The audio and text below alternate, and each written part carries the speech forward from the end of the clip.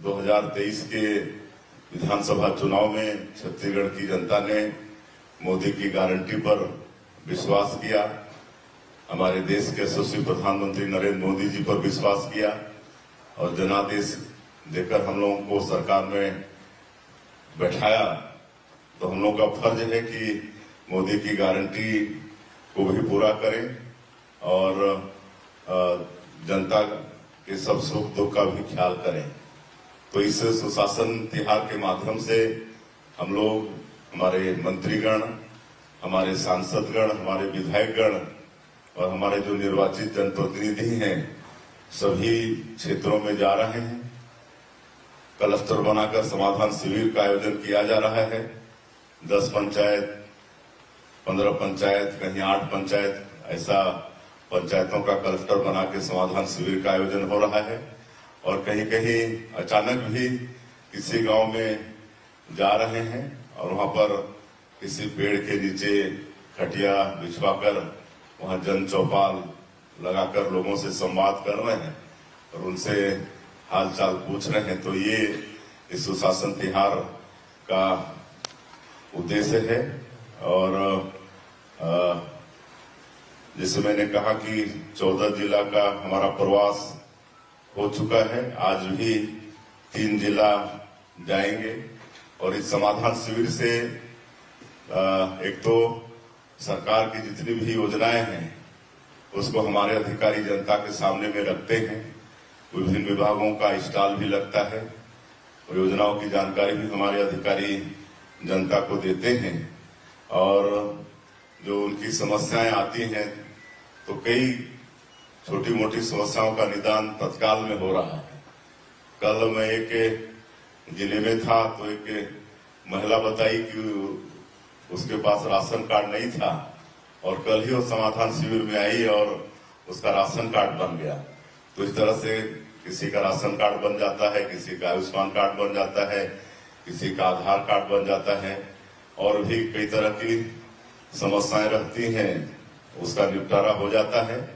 और बाकी तत्काल में जिस समस्या का निदान नहीं होगा, आने वाले 1 महीने में हमारे अधिकारी उसका समाधान करेंगे। तो इस तरह से सुशासन तिहार का प्रदेश की जनता को काफी लाभ होता है। और कल यहाँ पर 3 जिले का समीक्षा बैठक हुआ।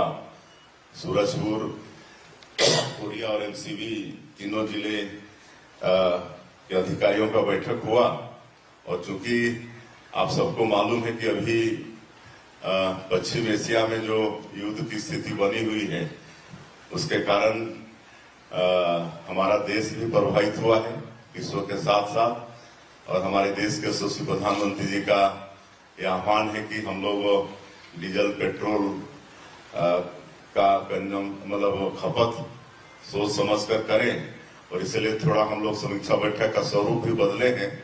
बाकी जो 2 जिले थे वहां से खाली एसपी कलेक्टर आए, बाकी अधिकारी वर्चुअली वहां से जुड़े थे। तो इस तरह से हम लोग थोड़ा सा समीक्षा बैठक का स्वरूप बदले हैं और बिंदुवार समीक्षा हुई है और बड़ी अच्छी सार्थक चर्चा हुई है। कल के बैठक में एक तो राजस्व के प्रकरण जो निपटे हैं उसकी जानकारी हुई, एक प्रधानमंत्री आवास पर भी समीक्षा हुआ। और इधर ये हुआ कि एक तो कई जो प्रधानमंत्री आवास के लाभार्थी हैं वो चले जाते हैं बाहर और कुछ के मतलब मृत्यु हो जाने से तो ये निर्देशित किए हैं कि उनके नॉमिनी के नाम से वो प्रधानमंत्री आवास का निर्माण किया जाए। ये कल के समीक्षा बैठक में निर्देशित हुआ है। उसी तरह से मातृ मृत्यु दर में भी हम लोग को काम करने की आवश्यकता है। इसलिए स्वास्थ्य विभाग को कहा गया है कि जो संस्थागत प्रसव है उस पर ज्यादा जोर दें, अधिक से अधिक संस्थागत प्रसव हो। और फिर जैसे मोदी की गारंटी में हम लोग का एक वादा है कि जो रेडी टू ईट का काम है जैसे 15 साल अपनी सरकार थी तो महिला स्व सहायता समूह की बहनें इसको करती थी, तो फिर से उसको रेडी टू ईट का काम महिला स्व सहायता समूह को वापस देना है। कई जिलों में, रायगढ़ जैसे जिलों में ये काम सूरजपुर जिले में हो गया है, बाकी जिलों में भी इसको करने के लिए निर्देशित किए हैं। उसी तरह से अब ये गर्मी है, गर्मी के बाद बरसात आएगी और पेयजल की भी समस्या रहने वाली है। वैसे हम काफी संतुष्ट हैं कि गांव में पेयजल की मतलब बहुत ज्यादा समस्या नहीं है। हैंडपंप वगैरह वाटर लेवल डाउन होने के कारण कुछ सूख गए हैं और जल जीवन मिशन इसका भी काम, हालांकि पिछली सरकार में इसमें ठीक से काम नहीं हुआ जैसा होना चाहिए था, लेकिन माननीय हमारे देश के यशस्वी प्रधानमंत्री जी ने जल जीवन मिशन 2.0 फिर लॉन्च किया है, तो उसमें पैसा मिलने वाली है।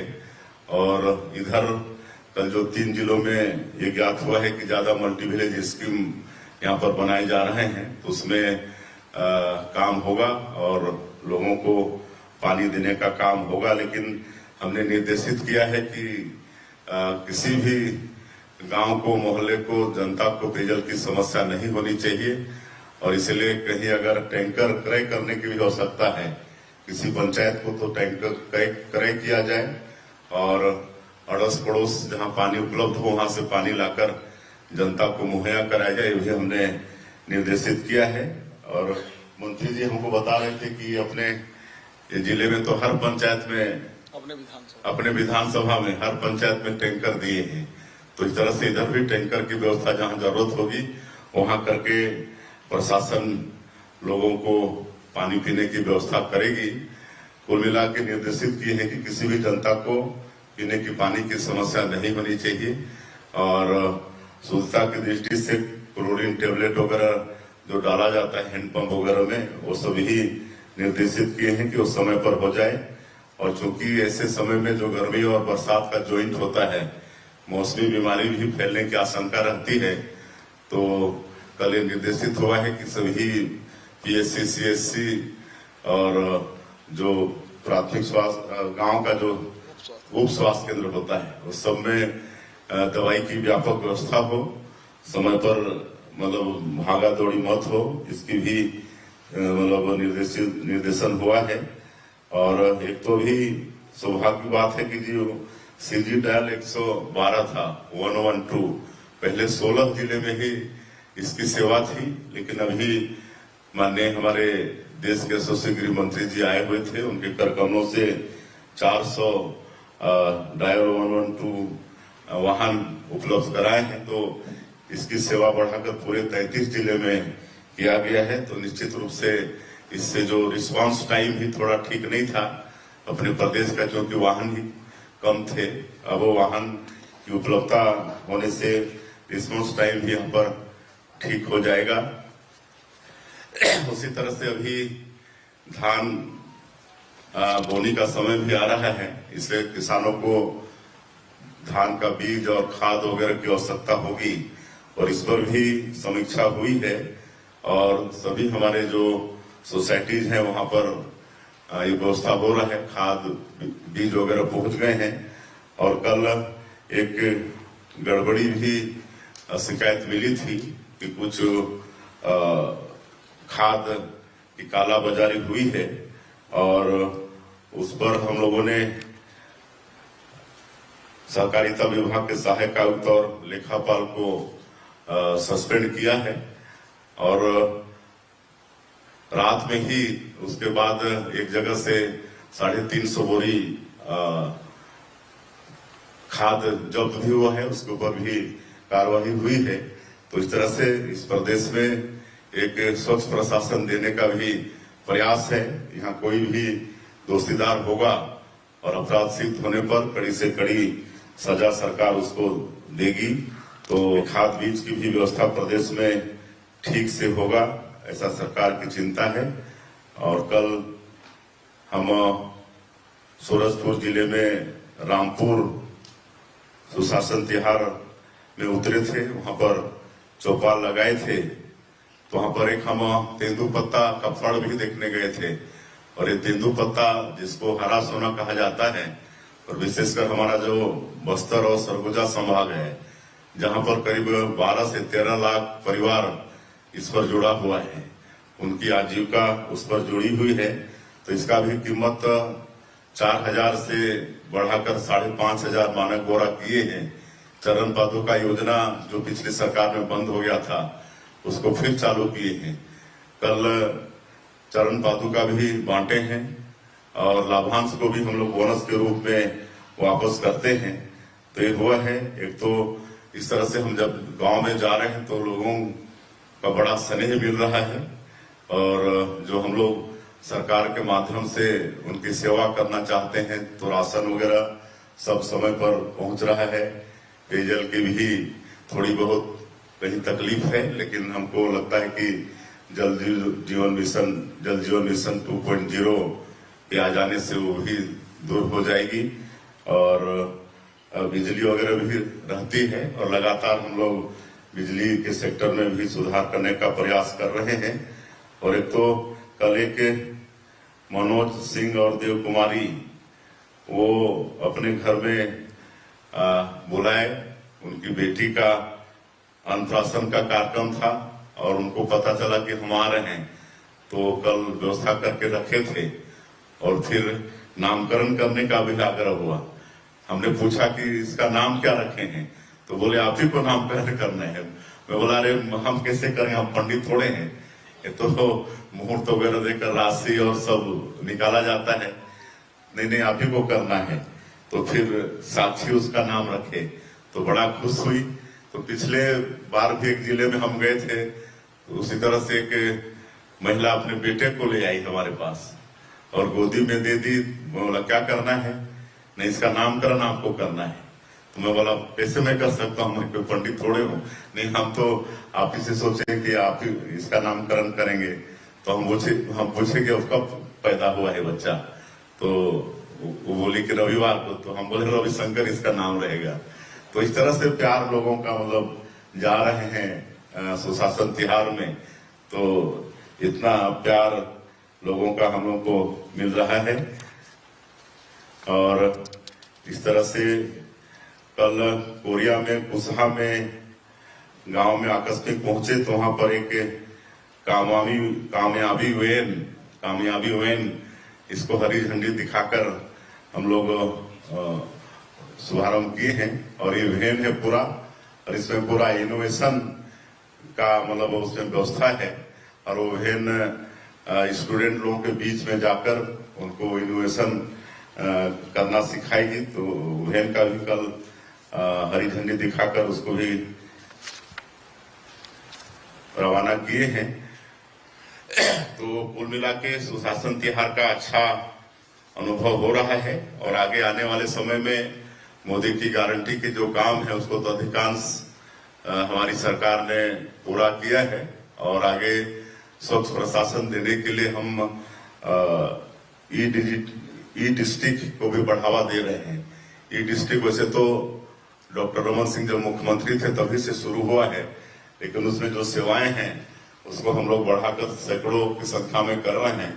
अब छत्तीसगढ़ की जनता को घर बैठे ही बहुत सारी सेवाएं मोबाइल पर उपलब्ध हो जाएंगी, जैसे जाति प्रमाण पत्र है, निवास प्रमाण पत्र है, आय प्रमाण पत्र है, राजस्व का रिकॉर्ड है, बिजली बिल पटाना है, ये सब उसी सेवा से उनको उपलब्ध हो जाएगा।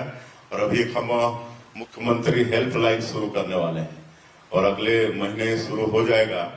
तो इसके लिए कर्मचारी ट्रेंड हो गए हैं, हमारा दफ्तर भी व्यवस्थित हो गया है और हेल्पलाइन टोल फ्री नंबर रहेगा। और कोई भी जनता उस नंबर पर फोन करके कोई भी अपनी जो समस्या है उसको रजिस्टर्ड जनता करा पाएगी। और सभी समस्याओं के समाधान का एक टाइम बाउंड होगा, और उस टाइम में अगर उसका समाधान नहीं होगा और अधिकारी अगर उसमें लापरवाही करता है तो अधिकारी के ऊपर भी सरकार एक्शन लेगी। तो इससे छत्तीसगढ़ की जनता को काफी आराम हो जाएगा, घर बैठे बहुत सारी समस्याओं का वो निदान करा पाएंगे। तो इस तरह से हम लोग जनता को जितना ज्यादा से ज्यादा सुविधा दे सकते हैं, एक अटल डिजिटल सेवा केंद्र भी खोल रहे हैं। हर पंचायत में, और अभी तक 6000 से ज्यादा पंचायतों में इसका काम शुभारंभ कर चुके हैं। इसमें भी वो CSC जैसा ही है या CSC है, उसी तरह से अटल डिजिटल सेवा केंद्र में ये जो सारे दस्तावेज के साथ साथ बैंकिंग की भी व्यवस्था उनको मिलेगी, वहां पैसे का भी ट्रांजैक्शन होगा। और पैक्स भी अभी नया खोले हैं, सहकारिता को ज्यादा बढ़ावा दे रहे हैं छत्तीसगढ़ के अंदर में, और 2058 पैक्स पहले से थे, 515 पैक्स अभी नया खोले हैं। तो इस पैक्स के माध्यम से भी हमारे किसानों को वहीं से धान का बीज, खाद, दवाई, लोन की व्यवस्था ये सभी होने वाली है। तो इस तरह से छत्तीसगढ़ की जनता को सरकार के माध्यम से हम लोग अधिक से अधिक सेवा देना चाहते हैं। और आज आप सब लोग आज के प्रेस वार्ता में आए, आप लोगों का भी मार्गदर्शन हम लोगों के लिए बहुत अहम होता है। आप लोग की जो बताते हैं उससे हम लोग को आगे बढ़ने में बहुत सहयोग होता है। आप लोगों का मैं धन्यवाद करते हुए, कोई प्रश्न होगा तो धन्यवाद।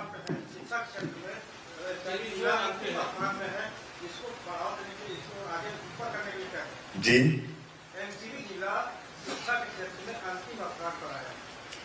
हाँ, कल समीक्षा के दौरान ये बात आई है। बाकी जिलों में तो साथियों, आपने सुना कि छत्तीसगढ़ प्रदेश के मुख्यमंत्री श्री विष्णुदेव साय जी ने हमें बताया कि प्रदेश में किसानों को किसी भी प्रकार की समस्या नहीं होगी। खाद और बीज की पर्याप्त व्यवस्था जो है प्रदेश में है, जिससे किसान जो है अपनी जो खेती है वो आसानी से कर सकते हैं। इसके अलावा हमें मंत्री जी ने बताया कि कैसे जो है सुशासन तिहार में तत्काल जो है आपकी समस्या का समाधान किया जाएगा। उदाहरण के लिए उन्होंने बताया कि तत्काल किसी को राशन कार्ड मिल रहा है, किसी का आधार कार्ड नहीं था तो उसका आधार कार्ड भी बनवा दिया जा रहा है। तो इस तरह से अगर सुशासन तिहार में आप जो है अगर आवेदन करते हैं तो आपका समस्या जो है तत्काल जो है निदान हो सकता है। तो उम्मीद करता हूँ दोस्तों ये जो वीडियो है आपको हेल्पफुल लगा होगा। ऐसे ही तमाम योजनाओं से संबंधित वीडियो देखने के लिए हमारे चैनल को सब्सक्राइब करके रखें। साथ ही साथ यह वीडियो कैसी लगी कमेंट्स करके ज़रूर बताएं।